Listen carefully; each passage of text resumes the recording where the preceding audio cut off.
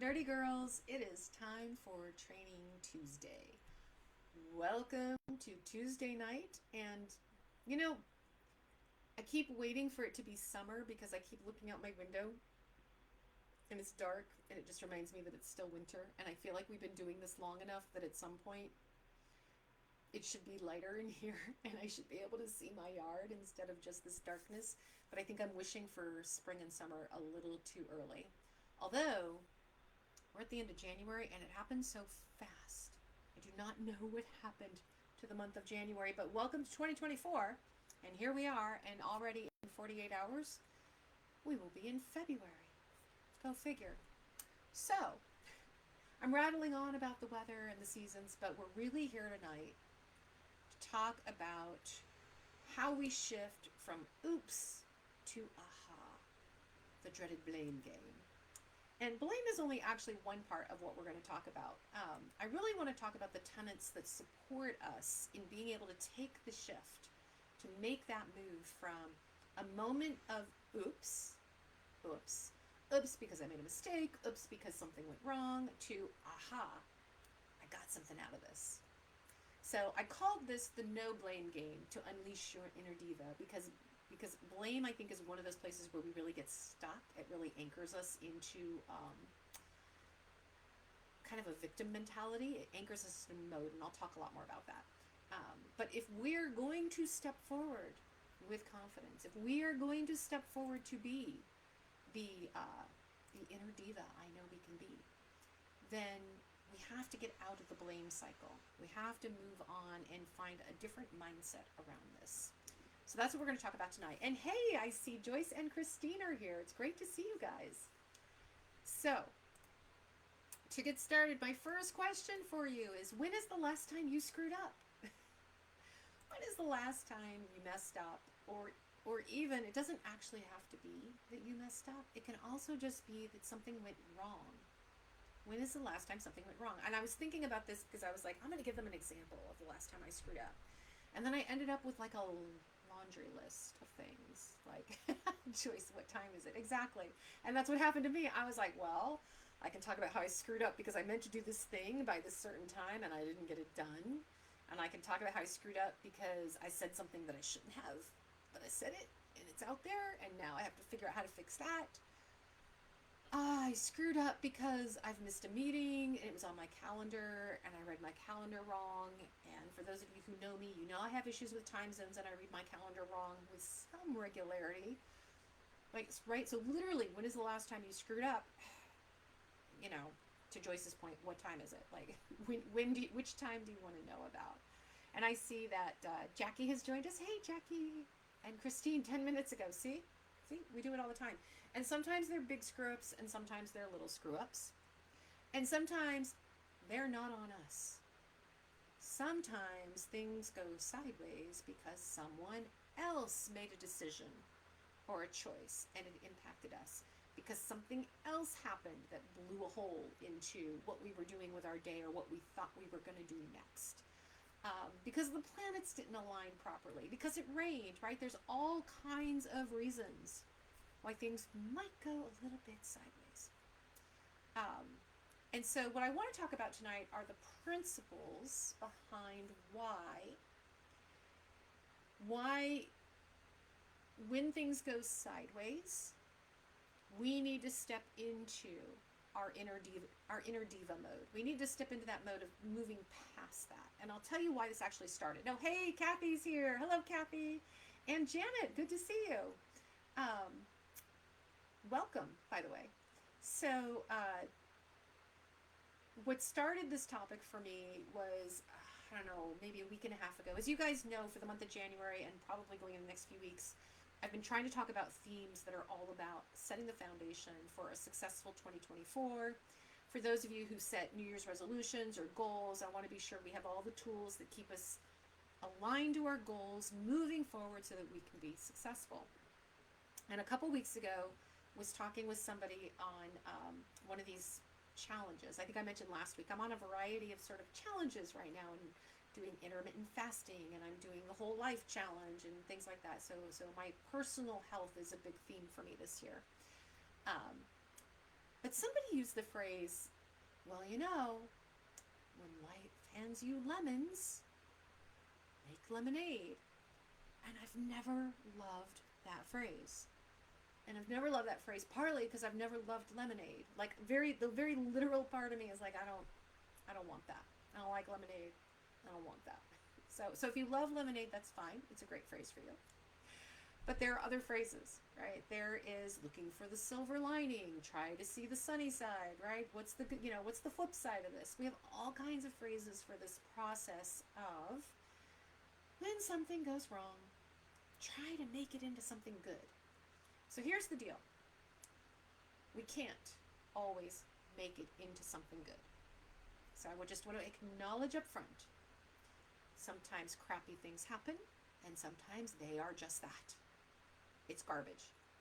And there's nothing you can do about it, and it's not your fault. It may not be anybody's fault. It is literally what happened.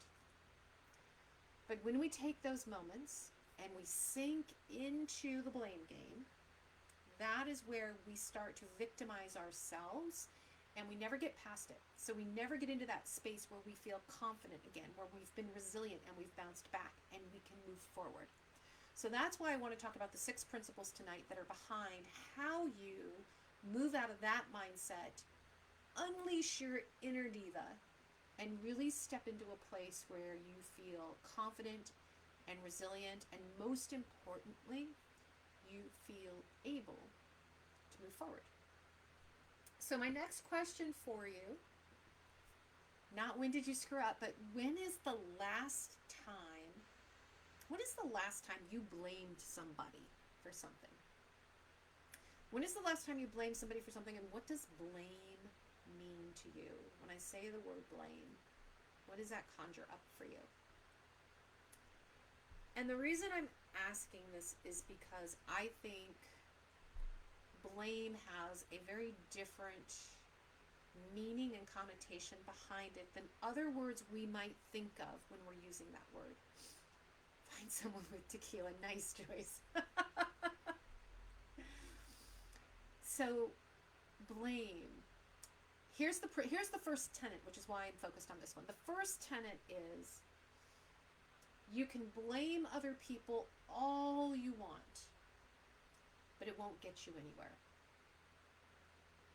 So Christine blamed somebody 2 hours ago, and Janet says, placing responsibility on someone else. Yes, exactly. Placing the responsibility on somebody else. And I'm going to add to that, Janet, because I think with blame, when blame is really the appropriate word for what you're feeling or doing in that moment, we're not just placing responsibility, we're layering judgment on it.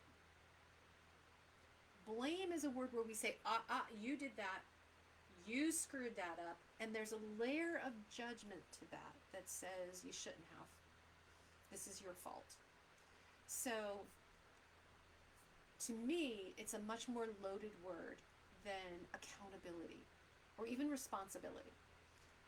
It's one where we're saying that's your fault, and if you had done things differently, it wouldn't have worked out this way. So there is a level of where we're applying guilt or anger or some other emotion to that. There's judgment there. Blame is really easy for us to go to. Really easy, because when we can blame someone else for something going wrong, we don't have to have anything to do with it. No, that's all your fault. That one's all on you, buddy. You made that choice. So there's a storm. My neighbor's tree falls down. It breaks my fence. I blame my neighbor because I told him to cut down that tree 3 months ago. I told him that when the winter storm started happening, this would happen and my fence would be ruined. So I blame him. In blaming him, I'm layering this judgment that says, you should have listened to me. You should have done the thing. Now, what makes it blame is that I'm not simply saying this happened. I'm not simply saying this happened and he is now responsible and accountable for making sure my fence gets fixed. I'm not focused on that. I'm not focused on, let's get my fence fixed and let's figure out when this is happening and who's paying for it. I'm focused on his fault because he didn't listen to me. So when we're in the blame game, right, when you are blaming other people, it doesn't get you anywhere because you're so busy focusing the energy and the emotion behind the blame that you're not actually moving forward with a resolution. You're too busy getting caught up in this swirl of the blame. So what I want to invite you to do instead is to take the breath and to take a look at yourself and figure out why you're being triggered to place that blame in the first place.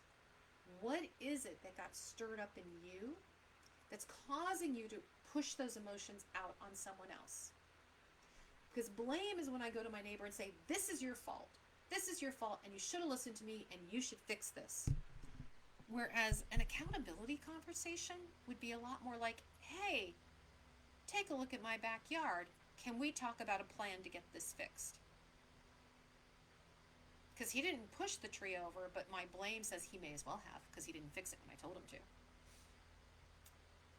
Christine, he deserved every bit of the blame. The Red Challenge flag commercials. Janet, I'm not familiar with those. What are the Red Challenge flag commercials? Somebody fill me in on that. I do not know what that is. That's interesting, though. So here's the thing.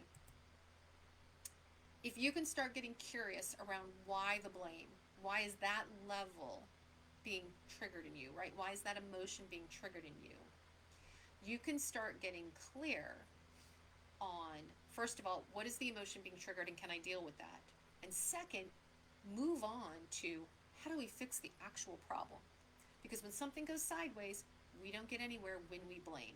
So that's tenet number one. Tenet number one is you can blame other people all you want. It won't get you anywhere. Number two is the inverse. You can blame yourself all you want.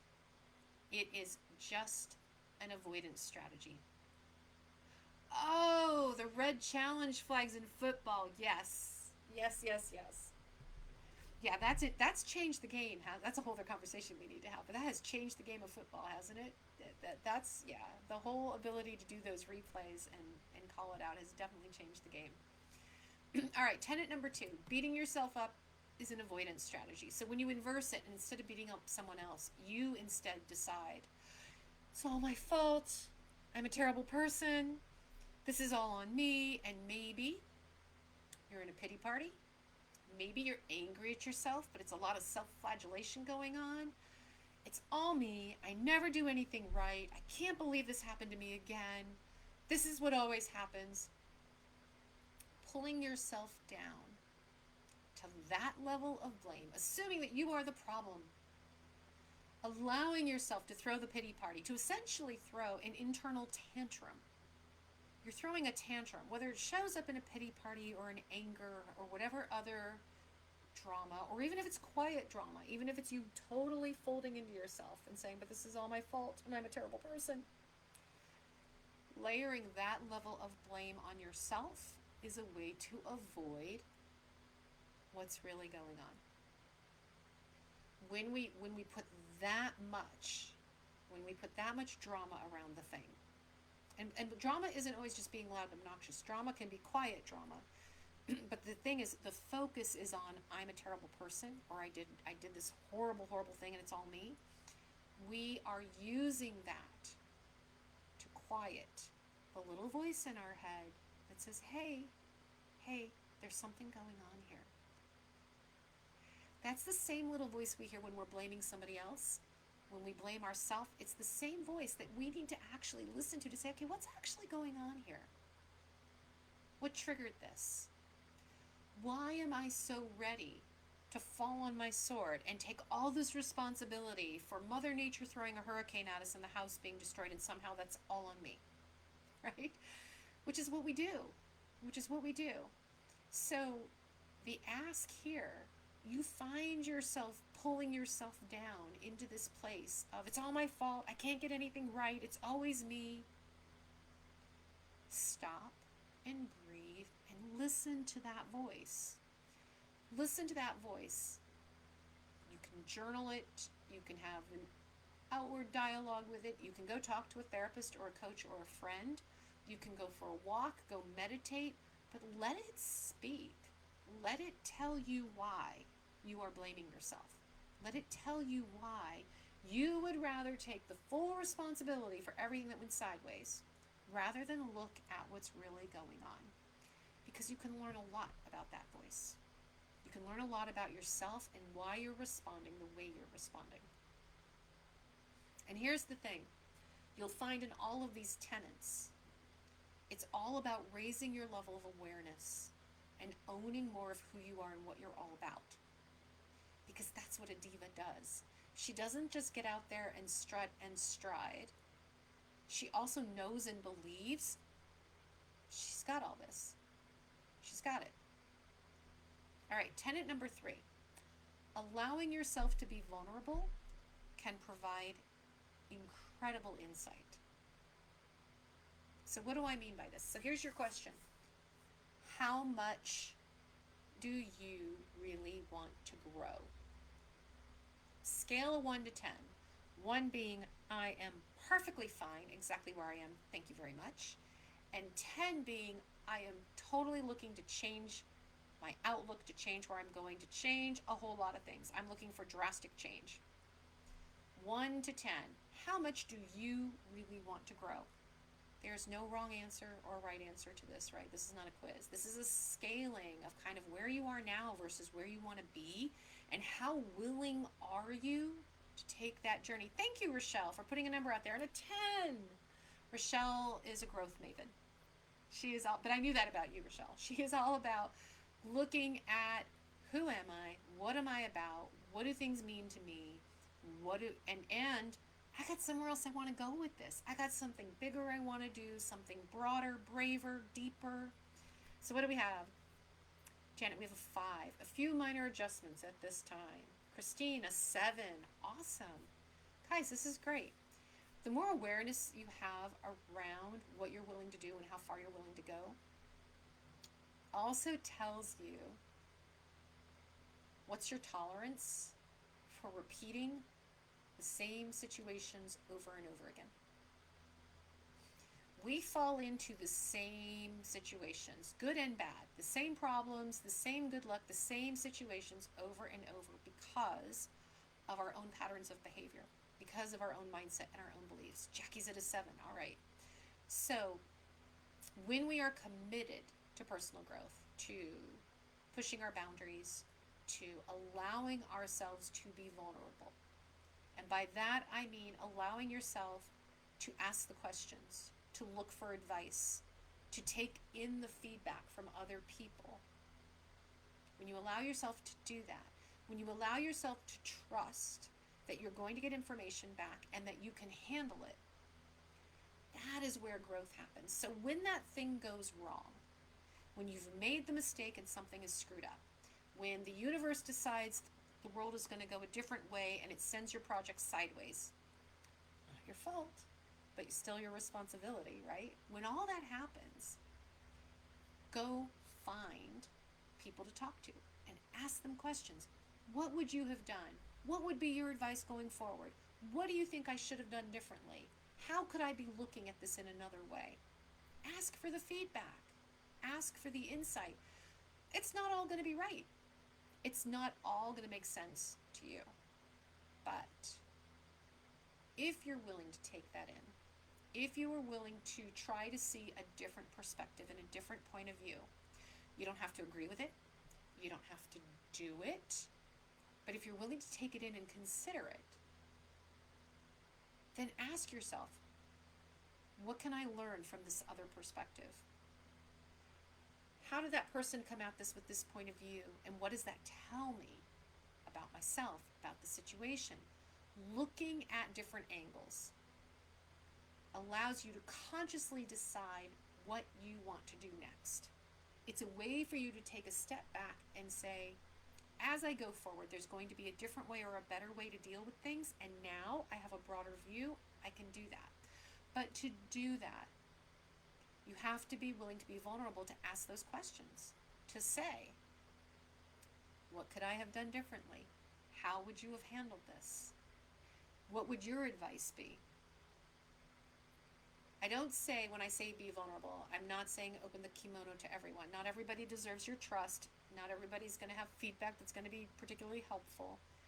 But you know the people who could. You know people around you who have either the project interest at heart, the situation interest they have an interest in, or you, they care about you. So go find those people. Now, related to this is tenet number 4, which is when you allow yourself to be vulnerable, when you allow yourself to have that, you move from defensiveness to empathy. So tenet number 4 is empathy is on the other side of defensiveness. Because here's what happens. The project goes sideways. Or you said something and you made a mistake and now it's kind of blowing up around you. When we are defensive, what happens? What's defense? Defense is you lock in and you lock down and you don't move. Nothing gets in, nothing goes out. That's your defense. Defense is closed. We are closed off, we are locked down, and we are protecting ourselves. As long as we are in that mode, we are not asking questions, we are not looking for feedback or advice, we are not opening our mind to other ways of being. Instead, we are defending ourselves. We are putting our point of view out there. We are telling everybody why we thought this way, and why this happened, and why we were right, and why it never should have gone wrong. And we're so locked into that we cannot be open to other points of view, which means we also can't be open to the empathy of what's happening with other people who might be involved. So I use the example of a tree falling down, breaking my fence, and now I'm blaming my neighbor. Well, if instead of blaming my neighbor and being all aggressive, or blaming myself because maybe I wasn't clear with my neighbor and it's all my fault, I should have taken it more seriously, I should have pushed him harder. If I go talk to my neighbor and have empathy to understand, well, why didn't he cut down the tree? Why didn't he cut down the tree? Maybe he couldn't afford to. Maybe that tree actually has sentimental value to him because he's been on that property for 3 generations. Maybe it was on his list and he just didn't get to it yet, right? But the more we know about where other people are at around the situation and in the situation, the more we can open up our mind and our feelings to, okay, when I understand their point of view, I don't have to be angry anymore. I don't have to spend all that energy being mad or placing blame. Instead, I can let it be. And I can focus on, okay, now what? What do we do next? So I'm focusing on the solution instead on trying to figure out who's to blame, who gets hurt, who, all of that stuff. So, tenet number 4, empathy is on the other side of defensiveness. Let down your defensiveness, be vulnerable. You'll not only get new perspective, you'll get so much better understanding around other people. Tenet number 5. Okay, I read this thing, and I have to go fact check it because I haven't been able to find a fact checked on it, but I just thought it was a funny thing to say. There was a psychology article, I can't remember the publication. There's a psychology article I read that was talking about that the only fears we are born with. Actually, what are you guys afraid of? Do you guys have fears, irrational fears or phobias? I'm trying to think of what I have an irrational fear of. I have dislikes of things. Like I have no love for mice or insects particularly. I don't think I'm irrationally afraid of them though. My son definitely has arachnophobia. My son has a god-awful fear of spiders. He really does. He can take care of any other critter in the house. Not a spider. He will not take care of a spider. I do have my other son does have a fear of heights. So the reason I'm asking this is because the article said the only fears we are born with, the only fears that we're actually born with, is the fear of heights and the fear of loud noises. I thought, well, that's interesting because I can think of things that might happen after you're born that would generate those fears. But apparently the only fears that innately we are just born with, and sometimes they have no explanation, is the fear of heights and the fear of loud noises. Fear of the dark, yes, that's a common one. Fear of the dark. That's a good one, Joyce. So the concept was every other fear is a learned fear. And truly, and this is tenet number 5, fear in general tends to be a fear of feelings. A lot of the fears, I'm not going to say all of the fears, but a lot of the fears we feel, it's a fear of feelings. It's not a fear of the actual thing going wrong. It's a fear of how we're going to feel if the thing goes wrong. It's not a fear that I forgot something and the project was ruined. It's the fear of the shame I will feel if I drop the ball. Do you see the difference? We're not actually afraid of not doing our part of the project.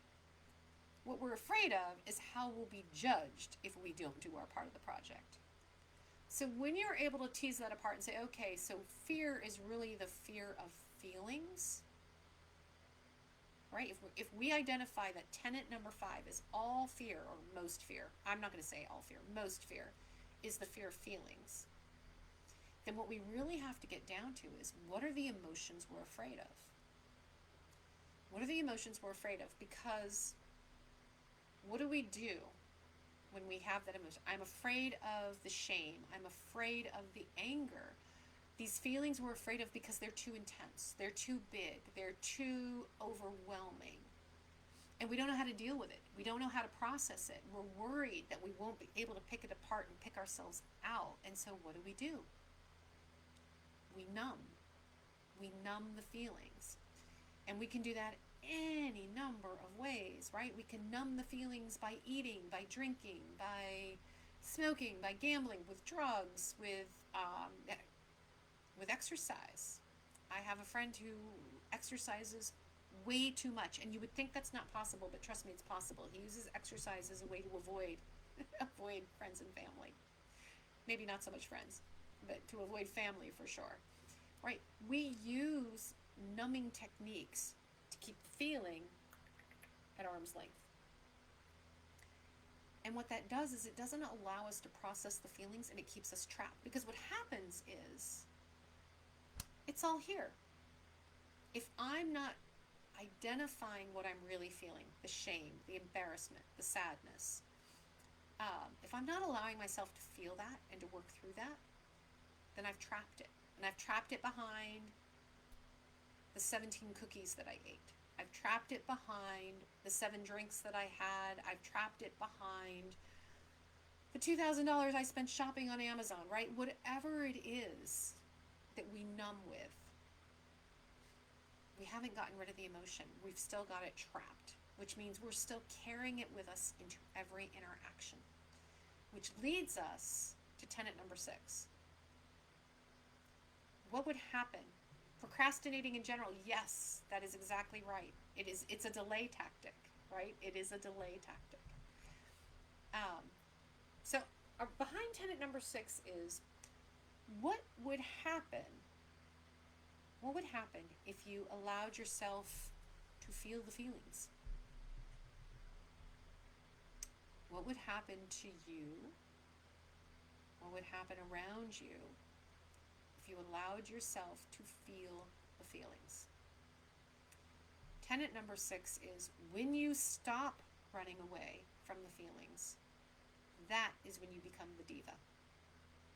That is when you are able to move forward with your feelings. You are able to move forward in spite of intense emotions, because what you're learning is how to manage them. And running away, right? Holding it in, running away, blaming others, all that energy we expend to keep the feeling buried is exhausting. It's draining you. It's making you tired and cranky. Once you stop, once you give yourself permission to sit through the process of, I'm allowed to sit here and feel embarrassed about what I just did. I'm allowed to sit here and feel sad about what I just did. I think I told you guys 3 weeks ago? I can't remember. A few weeks ago I told you guys. Or maybe it was a month or so ago. Time is flying. But I told you guys that I had a conversation where I had let out information that was not mine to share. I'd shared information that was not mine to share. And the minute Up until the moment when I shared it, I was like, yeah, it's okay. And then the minute I shared it, I went, oh shit. I shouldn't have done that. And as soon as I was done with that conversation, I had to pick up the phone and call my son, because it was his information that I shared that I should not have shared. I had to pick up the information and call my son and tell him, I screwed up and I'm sorry. Here's what happened. Here's the way the conversation went. Here's what came out. Here's why it came out. And I'm sorry because I know you did not want me to tell that person that thing. Now, I could have sat with that all freaking day. I could have sat with that. I could have spent all the time having a pity party and blaming myself. I always screw up. I don't know how to keep my mouth shut.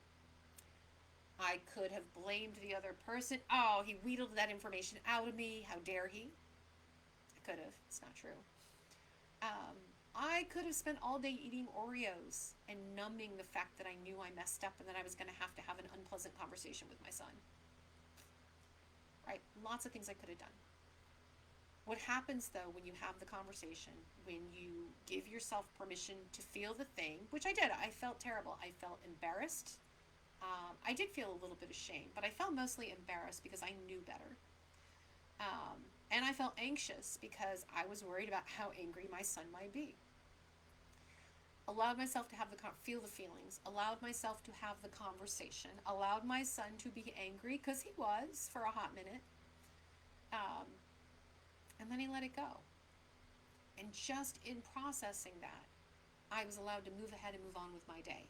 I could hang up that conversation with him and go, okay, sucks that I had to do that because it sucks that I did it, but I did it. We had the conversation. I felt that way. I don't need to hold on to those feelings anymore. I can move on. When you are able to process through your emotions, and believe me, I get it, some are way harder than that very simple example I gave you. Some are way harder to process through. But when you allow yourself to do that, what you find is you find that you actually own it. You find that you have a little bit more sense of control over your life and over yourself. You find your personal power in that, because what you find is you can survive this. You can work through this. Your emotions do not have to own you and overwhelm you. Your fears do not have to translate into you being paralyzed or to you being angry and blaming others. The minute you can create that space for yourself, you can also create the space to step back and look more objectively at the situation and say, okay, that is what it is, and now I am making a conscious and intentional decision for how I'm moving forward. If those emotions are all still locked in there, you will not have a clear view to be able to say, here's how I need to move forward. You will be stuck in just those emotions swirling. And we've all been stuck in that spiral that we can't get out of. We've all been there. That's a universal thing, the spiral. So the 6 tenets that I talked about are, going back to tenet number 1, you can blame others all you want. It will not get you anywhere. Beating yourself up is a very clever avoidance strategy. Allowing yourself to be vulnerable can provide you with some really, really valuable insight. Empathy is on the other side of defensiveness. Most of your fear is the fear of feelings. And 6, when you stop running away from the feelings, that is when you become your biggest, bestest, baddest diva. That is when that happens. When you can really step in and own it and exercise the resilience muscles. So, outcomes. What are the outcomes of these tenets? Why are these tenets out there? What would it mean for you? What would it mean for you to move from an oops to an aha? Resilience and resourcefulness is one. Right? The more you exercise that muscle, the more you realize you can survive your feelings. Even better, you can survive other people throwing their feelings at you. You can survive that. You can deal with that. You are made of way tougher stuff. Plus, you learn how to prioritize what's yours and what's not, what's important and what isn't. Once you've processed through a few storms, you're like, oh yeah, I know that feeling. That feeling's not that important. Off it goes. You also open yourself up to having a lot more appreciation for what you're capable of, a lot more appreciation for what you already do, and a lot more appreciation for other people and what they do. You also expand the well of respect you have for yourself, because you're giving yourself that space to grow. You're giving yourself that space to manage, to deal, to work through sometimes really difficult things. And you give yourself much broader respect for other people, because now you have the empathy to understand where they're coming from too. Because one thing we always forget is it might be a super important priority for me. That doesn't make it a super important priority for you. You've got your own list of things to do. You've got your own people to take care of, your own teams, your own projects, your own families. And when we can remember that and have empathy for other people's priorities also, we become much easier team players to deal with, and it's much easier to have a conversation, to negotiate and navigate those differences. And finally, it's the confidence.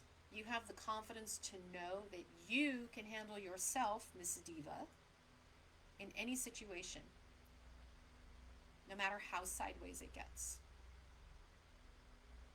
All right, so that is tonight's Training Tuesday on going from oops to aha. So 2 quick notes before I let you go. First of all, tomorrow is the last day to sign up for the Diva course. So I sent you some emails on this. I think I've posted it in the group, but I will look for a post or do it again. Tomorrow is the final day to get the Diva course for free. It's a mini training course. I think it's about 2.5 hours, and it's focused on confidence building and resilience. So if you're interested in the Diva training and you haven't gotten the link for the free mini course yet, drop the word Diva in the comments and I will shoot that your way. And the second is, as always, if you are interested in talking more about building up your resilience or your confidence, or working through how we're processing some of these emotions and the fear and creating that space for you to make intentional decisions, or if you're looking at your 2024 goals and going, holy cow, end of January, I don't feel like I'm any closer, let's chat.